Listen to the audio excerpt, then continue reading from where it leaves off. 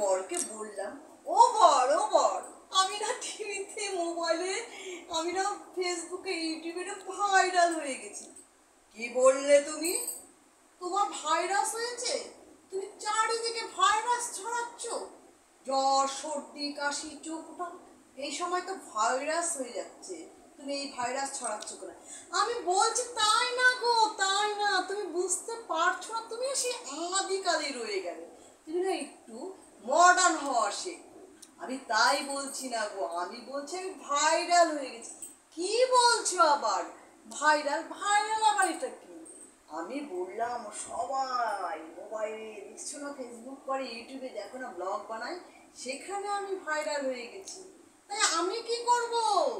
তুমি তাড়াতাড়ি বড় বড় কেক নিয়ে আসো, আমরা সেলিব্রেট করব, সবাই একসাথে আনন্দ করব। সে আবার কি? এইটা আবার কি? কেক দিয়ে তো আমি জানি জন্মদিন হয়। তুমি আবার এটা কি করলে? আবার বলো কেক নিয়ে আসো, মিষ্টি নিয়ে আসো। এটা তো কোনো জন্মদিন না। তুমি বুঝবে না ভাইরাল ব্যাপারটা কি।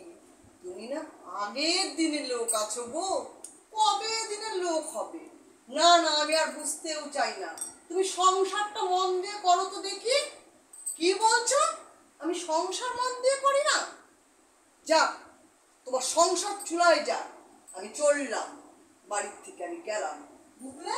থাকো তুমি।